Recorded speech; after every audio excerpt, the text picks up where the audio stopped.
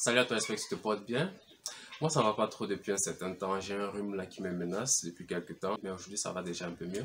C'est pour ça que j'ai décidé de faire cette vidéo sur comment garder ta litière sèche. L'importance, ou bien les bienfaits d'avoir une litière sèche, je te les donnerai à la fin de cette vidéo.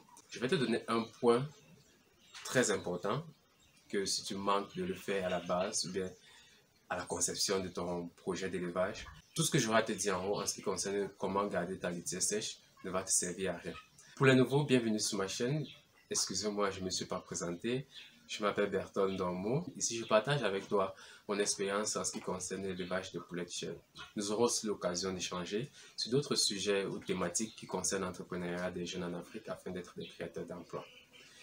Comme l'intitulé de ma vidéo le dit si bien, nous allons parler, bien je vais partager avec toi quelques points sur comment garder ta litière bien sèche, qui est très important. Premièrement, la quantité de copeaux que tu mets dans ton bâtiment. Le copeau ici, qui est la litière en elle-même, une fois qu'elle est placée dans le bâtiment, la quantité et la nature. Quelle quantité de copeaux est-ce que vous êtes censé mettre?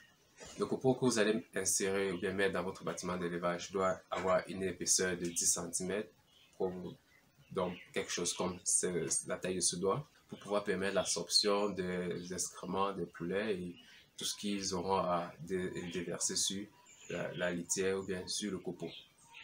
Et la qualité de copeau ici, il y a le copeau blanc et le copeau rouge.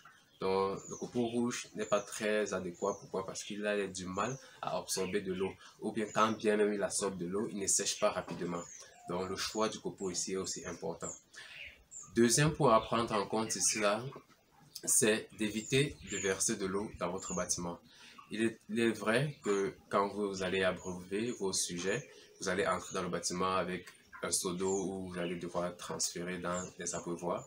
Et lors de ce processus, il est fort probable que vous allez verser de l'eau au sol, donc sur la litière. Et une fois que vous le faites, il est important de le retirer parce que si vous le laissez là, il aura du mal à sécher et s'il ne sèche pas, quelques conséquences vont subvenir. Les conséquences, je vous les dirai plus tard. Mais comment est-ce que tu devrais procéder une fois que tu as versé de l'eau sur ta litière? Tu vas la retirer et remplacer par un nouveau copeau, juste la portion mouillée. Donc tu retires cette portion et tu remplaces par un nouveau copeau. Le troisième point ici est de mettre une quantité égale de nourriture et d'eau. Donc vos mangeoires doivent toujours être pleines et vos abreuvoirs aussi.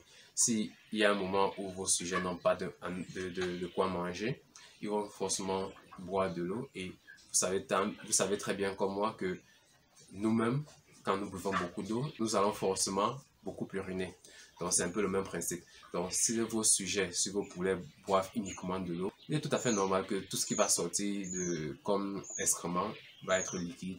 Et qui dit liquide dit eau dit litière mouillée, et qui dit litière mouillée, conséquences. Les conséquences qui sont à la fin de la vidéo. Donc reste jusqu'à la fin de la vidéo si tu veux savoir quelles sont ces conséquences et pourquoi il est important d'avoir ta litière sèche. Donc, ce sont ces quelques points que j'avais à partager avec toi. Ce n'est pas vraiment beaucoup, mais déjà, ça te donne une idée de comment est-ce que tu dois garder ta litière sèche. Et le point principal que je t'ai dit au début de cette vidéo, c'est le choix du lieu où tu vas insérer ou installer ton bâtiment. Ne pas installer son bâtiment dans une zone marécageuse. Si vous installez votre bâtiment dans une zone où le sol est toujours humide ou bien une zone marécageuse, peu importe la quantité de copeaux que vous allez mettre, une fois que le copeau du bas va absorber de l'eau et les poulets qui sont au-dessus vont verser les excréments, ça ne va pas vraiment sécher. Donc, installez votre bâtiment dans une zone plate et sèche. Donc, si votre sol est déjà à la base bien sec, loin d'humidité, vous allez avoir une litière qui va plutôt vite sécher. Les bienfaits sont les suivantes. Vous allez éviter les maladies à vos sujets, étant donné qu'un sol humide avec des excréments de poulets qui ne sèchent pas apporte forcément des maladies. Donc vous êtes sujet déjà à des maladies et une fois qu'il y a des maladies qui ne sont pas traitées, forcément les décès au niveau de vos sujets. Deuxième point ici, vous allez avoir des sujets très sales, vraiment très sales. Par contre, si votre litière est sèche, vous allez avoir des sujets que quand quelqu'un va voir, il va se dire que vous les avez élevés sur des carreaux. Or, vous avez juste une litière qui est plutôt bien sèche. Un point ici est que une bonne litière bien sèche vous évite des odeurs. Et oui, la plupart des odeurs que nous ressentons souvent des élevages viennent des litières mouillées ou bien des litières dont les excréments des poulets n'arrivent pas à vite sécher ou bien à se mélanger avec le copeau et vite sécher. Donc, du coup, les odeurs vont monter et l'environnement va sentir. C'est tout pour la vidéo d'aujourd'hui. Ce sont ces quelques points que j'avais à partager avec toi aujourd'hui. J'espère qu'elles t'auront aidé. Tu peux me le dire dans les commentaires. Et si tu ne t'es pas encore abonné, pour toi qui es nouveau, bienvenue encore, je le précise. N'oublie pas de t'abonner, activer la cloche de notification afin de ne pas manquer des prochaines vidéos comme celle-ci. À la prochaine vidéo et que Dieu te garde.